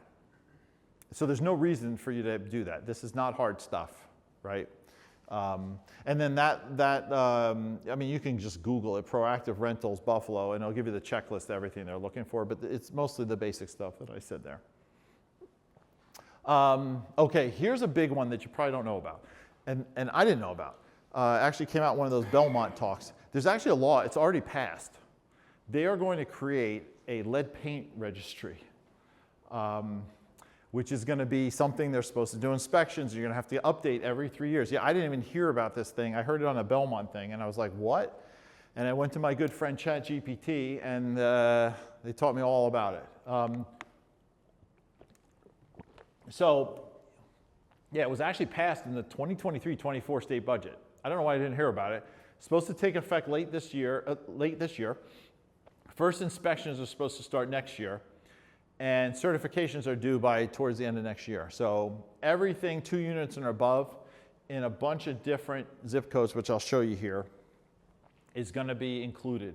So anything that built before 1980, 2 or more units, this is the wording right now. So who knows what the final wording will be. Here's all the zip codes that they say are high lead issues, which is a lot of Erie County and I think all of Niagara Falls. I remember Lockport being on there. I didn't see that in the zip code list. So I may not have all of them. You know, I haven't seen anything written out. I haven't seen if they have any carve-outs for small landlords or whatever. I don't know if they will. But this is a pretty important one for us to keep, because all the housing stock that I'm aware of that we manage is all older than 1980. So it's all important, all going to be part of this. And you're going to have to register. And then the other thing is, I don't want to get everybody too excited, but I don't know what they mean by this yet. So right now, when we have peeling paint and things like that, we just paint it. And when you follow lead-safe practices, you got to use HEPA protection to get rid of any chips, dust, wipe stuff down, and paint, and that's good. What we saw in Niagara County, we had some in Lockport, where instead of the Erie County Health Department, you're dealing with Niagara County Health Department. They were a lot more aggressive, meaning that they wanted the risk removed, like eliminated. So for instance, on doors, right? Doors rub. One part's rubbing another. So like I can paint it all day long. The paint's gonna get worn away. So like here in Erie, they paint it and you're supposed to maintain it every 6 months and all that, right? That's the kind of rule. In Niagara County, they say, nope, you have to bring it down to the bare wood surface and then retreat it, or you have to replace it. And to follow the safe practices to try to sand lead paint down, you got to do it with wet sand, and it's really costly. You just end up replacing it. So it's one of the things I'm a little bit concerned here, like how much are they going to require like replacement of stuff versus abatement of stuff, just painting. So you're going to have a lead safety certificate from a qualified inspector. They're going to do spot checks. This is the timeline I had there, and they're going to repeat it every 3 years. So I guess that's the same. So know what's in your portfolio, budget for this, start to get certified. I think it's free or they're pretty low cost to get your license, which if you're managing yourself might be worthwhile. As a management company, we have to have a license, so I have one. It wasn't hard to get. You got to update it. I think it's every 5 years. You're going to have to keep records, and we're going to have to wait to see what the final rules are. But this is coming. This is for basically all the houses. They don't mention singles in the law, so I can't believe that that's going to get missed when they finally come out. It just says 2 units or above, which doesn't make sense because we do have singles, right, that are rentals in those zip codes. But that's what it says right now. Again, kind of using that same thought, this is master's level. This is why you're going to be looking ahead at what's coming. So this is, within the next year, we're going to be on a registry. So it's like the Buffalo inspection registry, but it's for lead paint. It's going to be needing to be renewed, or you won't be able to occupy the house. You won't be able to rent it out if you don't have this registry. So super important. It's going to become a lot more. Right now, they just kind of hit your house randomly. If it's chipping paint, it looks terrible, or if there's an illness in the house, then you got to do something. This, again, is going to go after all of them. Now, do they have enough equipment, manpower, just like the Buffalo one? Is this really going to happen on the time? I don't know. But it's going to happen at some point. So it's something to be aware of. If you've got an exterior of your house that's really rough, maybe it's time to start budgeting that vinyl siding, wrapping your windows, doing some things to kind of get yourself ready. Because if it doesn't happen in 2026, it's going to happen sooner or later. The other one, good cause eviction. So this, I call it potential because it's not passed yet. So I don't know if anybody's heard of this yet. So this was passed in the state law, enacted for New York City, and then other areas outside New York City they had to vote it in to make it active. Okay, and some have. Buffalo hasn't yet. The closest one, I believe, is Rochester. I think Albany and Rochester are the 2 main ones close to us that have. There's a few others that have. So this one is a little bit concerning for me because basically what it says, there's only going to be a few reasons that you can terminate someone's lease. Like right now, you can terminate someone's lease for any reason you want. In fact, I wouldn't ever give a tenant a reason if you can avoid it, because you don't have to. And anything you say, could be held against you later. So it's better if you just don't say anything. But this here, those are going to be the basic reasons. Non-payment, substantial lease violations or that nuisance, eviction, which is really hard to prosecute, criminal use, or you're going to demolish the house or go live in it, or you're going to just take it off the market. Those are the only reasons that you'll be able to end someone's lease. So that's like a little concerning. So basically, tenants are insured renewal. So if they're paying their rent and they're not causing any major lease violations, they're going to stay there. They're going to have a cap on the rent, which is, anything over 10% is going to be considered unreasonable, or this CPI plus 5. Now, here's what's interesting here, which I get a little bit of kick out of with legislation, right? It's supposed to be helping the tenants, right? This number, CPI plus 5, I think now is around like 8% or something like that, which right now your limit's like around 5, right? So you're going to be basically raising rent more, because you're going to kind of have to, right? Because you're not going to be able to do resets. If somebody's in that house now 12 years or something like that, you're going to have to keep up with the rent, because you're not going to be able to say, oh, wow, I fell behind the rent. Now I'm $200 below, and I got to increase your rent by 15%. They'll go to court and say it's unreasonable, and you won't be able to. So lots of fun. My opinion, and that's all it is, this is going to get passed sooner or later in Buffalo. And I don't know about the other communities, but I'm sure Buffalo it'll get passed. It's just when.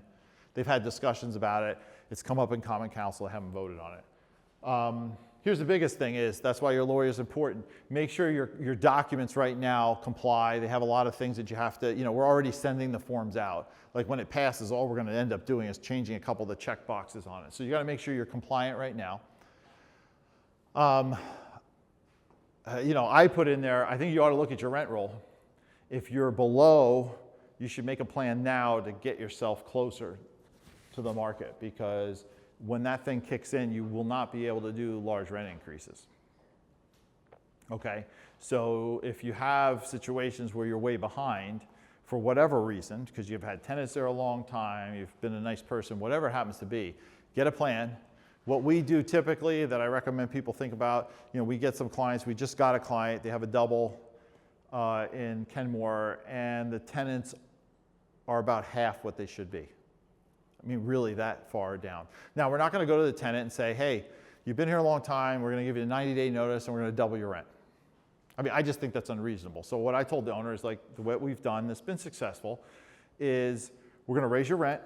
We're going to do it every 90 days. We're going to break that up. So if I got to raise your rent by $400, every 90 days it's going to go up by $100. So I'm giving you a chance to kind of adjust your life over the next year. And if you can't, or you tap out at some point, then you leave. But I try to figure out how to make this work. And we've had that work out really, really successfully with most tenants.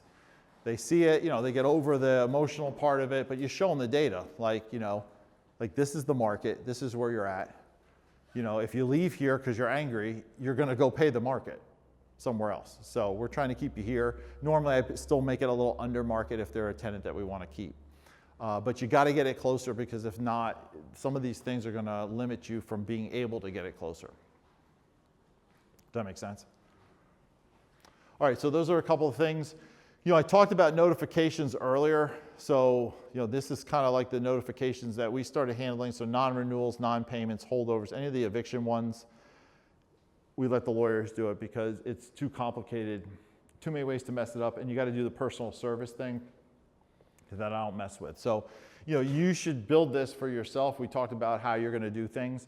You should build a little, this is the way we communicate, right? And check it with your lawyer, make sure it covers all the bases, and then you follow that every time. Because if you skip any of the steps, or you don't send something certified mail when you're supposed to, and you don't have the proof, then when you go to court, you're going to lose. And you're going to have to either reverse what you did or start all over again if it's a process. Okay. Now you have earned your master's degree. Congratulations. Oh my God, it's still the 10th. I thought maybe we rolled over. All right, a couple last things. What does a property manager do, Dan? I thought that's when you were supposed to ask me now. So basically, what I tell folks who have no experience, I mean, it's like the mutual fund manager for your real estate. So you folks that have been doing self-management, I mean, we basically do that for you. We're your boots on the ground. Everything that you do, we're responsible for. So really the owner's involvement, we're full service, which means we do everything. We're not looking, we're going to input to you, we're going to get your input, we're going to keep you informed, but our job is to really take care of the day-to-day. That's really what you're hiring with a property manager. So what should you check? Dan's great question from before. Well, you should check on experience. Like I have properties in this area. Do you have experience with properties in this area? Or I have these types of properties. Like for instance, we get approached by people who do Airbnb stuff. I don't really have experience with Airbnb. So I'm going to tell people that, like, that's not what I do. I probably would rather you find somebody who's going to serve you better. I mean, I love to get the business, but if I'm not going to do a great job, I'd rather you find somebody who's more of an expert. So I think that's one of the biggest ones. Ask some of the key things. How do you screen your tenants? What's your tenant turnover? How long do you keep your tenants, right? Because vacancy is your number one loss in this business, right? So you want to minimize that. How do you do maintenance? What other fees do you have, obviously? But I think the bottom one is really the biggest one. The more I'm in the business, the more I realize this is a relationship business. Somebody's coming to me and they're handing me the keys to probably their biggest investment that they have. And they don't know me from anybody, right? So the biggest thing that we have to do is build that trust bridge, right? Because if we don't have that, it doesn't matter if we have the lowest fees or the fanciest software. Nobody cares about that, right? If you don't trust that I'm going to manage your place so you can sleep at night, right? So that's probably the biggest one that I would tell you is going to be a lot of, how do you get on with these people? Because you're in a relationship. Now, depends on the company. I know for us, we're looking for long-term relationship folks. So, like when people come to me and they're like, oh, I'm looking for this, or I don't have money, you're not a fit for what we're trying to do. There's probably a company that can serve you better. It's not us. But that's probably the biggest question is figure out what you're looking for and make sure that it feels like there's a connection there, right? And, if they're doing practice, like we do self-showings, if somebody like had a violent, they wanted to show the property themselves or they wanted to fix everything. Like I had one guy I had to turn him down. I really liked his property. It was in Tonawanda. But he's like, oh, I know more than all you guys and I want to do all the maintenance. Then I was like, what is it? Is it Ed McMahon? Are you going to win the lottery? Most of you don't even know what that means. Okay, so that's probably the most important one is you make sure the practices line up with how you want to do your business. Like this guy, I had to turn him down because I'm like, we're trying to provide a service for the tenant. I can't wait for you. I don't, if I call and it's Saturday night and you're not around, I mean, I can't wait for you to show up, because you think you can do the work better than everybody else. Then you may not be looking for a property manager. You may be looking like for an employee. Like you need to hire somebody to help you collect rent or do the things you don't want to do and you do the maintenance. Because there is a big difference. When you're hiring a property manager, you're really saying like, take care of this for me. If you still want to do all this stuff, then you want to hire somebody to work for you. It's different. But that's the main things that I would look at. But the bottom one's probably the most important. And so when we talk about Nickel City, so I'm going to, I didn't want this to all be a commercial, so it's just the last part. It's kind of the why. Like for me, why do I do this? I do it because I love solving problems. I love learning new things. And I love like doing this, sharing this with you. If one thing helps you, that kind of made my day, right?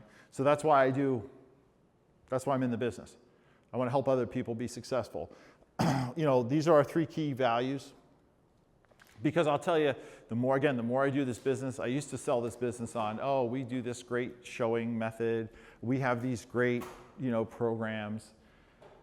But really, most of what we do and what owners care about is just like, again, can I trust you to manage my place? I don't care what software you use. Do you get me a result, right? Can I trust that you're going to manage my place? So I've learned it more comes down to that relationship part. And for us, the biggest one I think which sets us apart is triple win. So what is that? There's 3 parties in everything we do.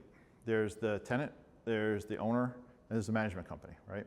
So we try to find a way, doesn't always work, But what we're looking for is how can we do things that everybody benefits, right? So when we think about something like Flex, right? Like I talked about that, like everybody benefits from that program, so we get excited about offering that. That's why we look for those things, right? The credit reporting, like why is that good? Well, it's good because it benefits the tenant, it does benefit the owner, and it can kind of help us because it kind of smooth the relationship. So everything we do, we try to figure out, does it fit that? And not all the times, like if we're doing eviction, that's not gonna be triple win, right? That kind of sucks for everybody, triple loss.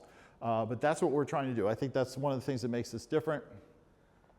We try to use innovation to enhance efficiency, and we really want to demonstrate how we care about what we do. So people that are gonna succeed in our company need to care about what they're gonna do. If they're just there for a paycheck, they're probably not gonna last with us very long, because that's not what we're about. That's not what we're trying to deliver. All right, look at that. I got another QR code. My daughter would be so proud of me. That connects to our website, and now I'll take any questions that are left, unless I've beat you into the ground. As a company, properties. Yeah, I own 50 units of my own.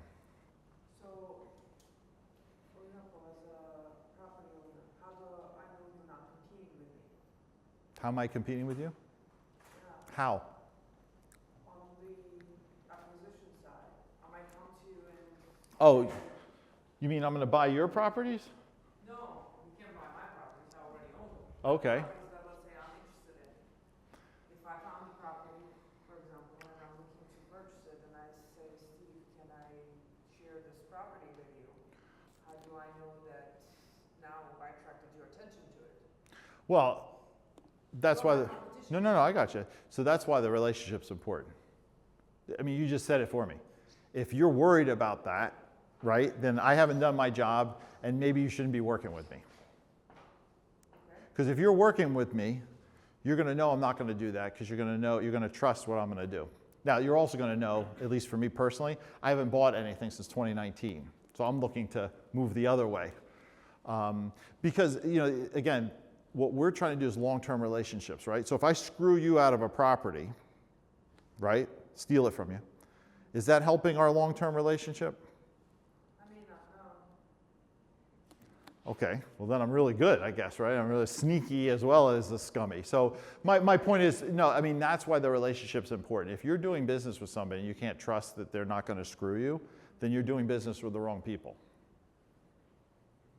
I'm just saying. So I know you may not know, then ignorance is bliss, but I'm saying, like, I don't know how I could tell you anything different. What we do is we're looking out for our clients. I mean, if I could probably find 20 examples of times that we've taken hits, right, because we think something's not right. I could charge it to the owner, but it's like, it's not right. We overran a project. It's our fault. We're going to eat it. That's just the way we do business. Now, you don't know that because I'm just telling it to you. But when you're working with somebody, that's what you got to build that. You don't build the bridge overnight, right? You got to build it.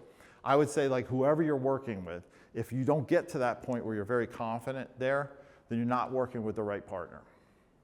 If that's important to you, which it's, it should be, as far as I'm concerned. So, I mean, I can tell you whatever I'm going to tell you. It's our actions that are going to show you. I mean, I think we do tons and tons that demonstrate that we're looking out for our owners, not for myself. I mean, I pay the same management fees every one of our clients does. There's no discount for me. We pay the same thing. My properties they're just like another client's properties. They pay the same thing.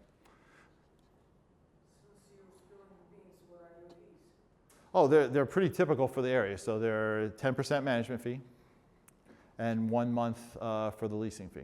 So if the tenant fails after 4 months, You won't pay another leasing fee to replace them. Right? And that's why I want those insurances, because I'd love to tell you, I'm going to pay, I'm going to make you whole, but I can't do that, right? Because if the margins in this business are low, I'd be out of business. That's why I want to find these other programs so I can keep you whole when bad things happen. And if I can do that, if we can work well together during the crappy times, right, that's going to get us to the better times. And I will tell you, we have a couple of really good stories. I mean, I thought I was going to get fired by some clients, like a number of times, and they've stayed with us, and we've been able to, like, get their rocky boat back on track. And you know, that's to me, that means that we've done that job. We built that bridge because, you know, when things got a little scary, you know, like, oh, they had some vacancy and some tenants didn't work out, you know, they could have just bailed, right? But we did enough that they had confidence with us to let us get to the better part. Because sometimes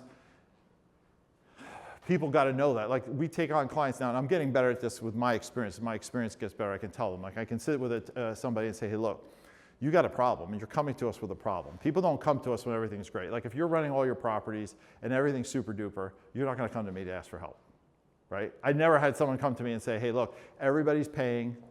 I have no problems. I get no calls. Maintenance is easy. Here, take my stuff. Nobody comes to you that way. They come to you when it's like, I mean, I have an owner right now who's coming to me and saying, hey, my sister-in-law is in the upper and I need to get her evicted and I don't want to do it, so here's the house, right? That's what you get, right? And so what I'm getting better at doing is trying to set expectations right off the bat, is saying, okay, look, we are going to be negative for probably 6 months, right? While we get this house from what you brought me to like where we got to get it to, meaning that we get the tenants evicted, we get the renovations done, we get good tenants in there, right? You know, it's not going to happen overnight, right? You know, you're not going to hand it to me. I don't have some magic wand that says, you know, Engorgio, and I fix everything, right? You know, so it's going to take time, and you know, that helps me figure out if these people that I can work with, are they reasonable folks? Are they knowledgeable folks? Do they understand, like, can they understand logic? Like when I talk to them, because if they don't, then I'm not going to be able to work with them because they're just going to be unreasonable, you know. And so I'm getting better at setting those expectations right when we meet, so that they understand, hey, are we ready for, like, we're ready for the ride, but you have to be ready for the ride. And part of that ride means you may have to be spending some money in the beginning to fix the problems, to fix the house, to get it in the condition it needs to be in. So that brings me to the next question. What's the class of the properties that do you manage? What's the? Class of the properties. And do you specialize in certain areas? No. I would say no. I would say we probably go from C- to A-. We have some really nice single-family homes in Williamsville and Amherst. And, you know, I own property on the east side of Buffalo. So we're kind of everywhere. So you said that you have 300 units right now. Yeah. How many handyman do you have in your staff? 4. We had 5. Now it's 4. Any other construction team? Only for specialized stuff. So you subcontract? Only for like HVAC, electrical, roofing. Yeah, so all the turnover and handyman general maintenance stuff we're doing in-house. I think we want to be at 6. So we're looking to hire too, but hiring people is its own fun and excitement. I've had up to 6 and as low as 2. So, With 300 units? yeah, yeah. The 2 part was fun. Right, Nate? It was a good time? He was part of the 2, so it probably wasn't much fun at all. And then we were using contractors. It was a nightmare. This business, when you're in the, I call it the working class properties, contractors to me are an absolute nightmare. Because the contractors that are really, really good, they're in the A property stuff. You know, when I run into guys and they seem amazing and they got their stuff together and they're very professional, I finally learned, because I used to waste all my time getting excited and then getting them to quote my property turnover, and they would give me something that's like 3 times what I can afford. Now I just simply ask them, where do you do your work? Where do you normally work? And when they say, oh, I do, you know, I do kitchens and baths and, you know, Amherst and Williamsville and Clarence, I'm like, oh, wow, that's great. It's really nice to meet you. Take care of yourself, right? Because they're not going to do the work in our area. So I haven't found them, because honestly, when I started the company, my little mind thing was I wanted to just subcontract the whole thing.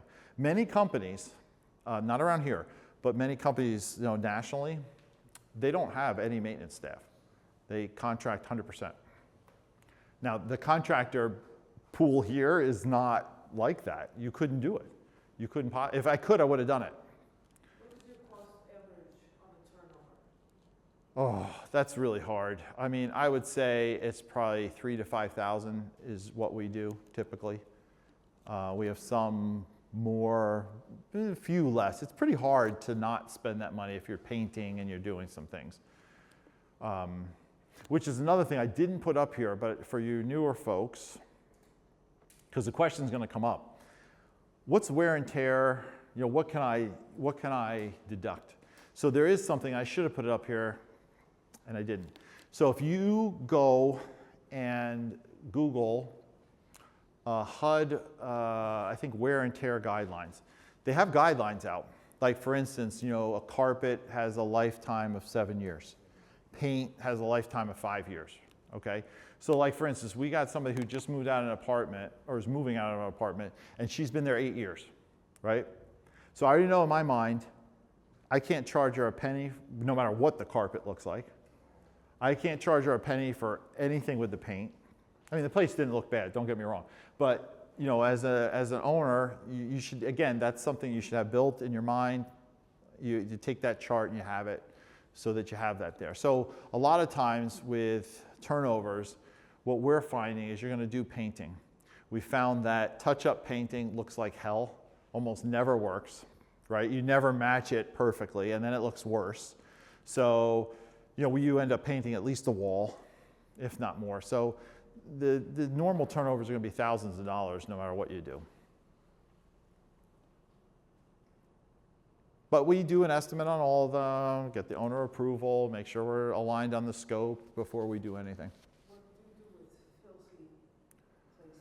Like when the tenants move out and they left it, okay, whatever. Yeah, well then it's typically you got to do a trash out first, Right. get all the garbage out, and then a lot of times you got to clean before you. Well, obviously, but the court does not allow cleaning fees. I mean, if they took a bottle of honey and Yeah, I spilled know. it all over the kitchen and your cleaning person spent there 6 hours. I'm going to say, look, you could do whatever you want. Maybe you're more successful than I've been. To me, trying to chase money down, it's over. The number one thing you want to focus on is getting possession. Right? And I think COVID taught anybody that. Like, I just want my damn place back. Even if it's trashed, just give me, like, I want it back. I want you out, and I want to get it back. The rest of it is, unfortunately, you know, I don't say it flippantly because I've faced this myself a lot, you know, very much so, but it is a cost of doing business. So, like, you know, that's why the pre-move out inspection is important. Like, you go in there and you're like, oh my God, like, I've got my work set out for me. And then you've got a week or 2 weeks to get the contractors and stuff ready. So you're not like, you know, like before when I didn't do that pre-move out inspection, the people would leave and then you didn't know what you're going to face, right? And then you walk in and you're like, oh my God, you know, so at least it lets you kind of plan and get ready so that you can have an attack plan when that person actually does move out of what you need to do. You know you need a trash guy, so you bring them. You know you need the, you know, like hazmat cleaning, right? So you bring them. And then you can bring your painting and your other folks in there.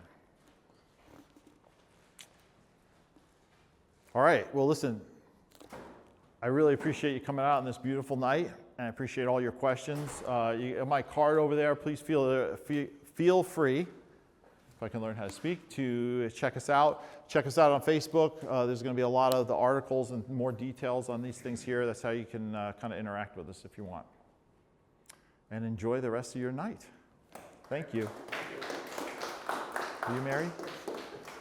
Thank you for coming. I really appreciate it. Hopefully it was worthwhile.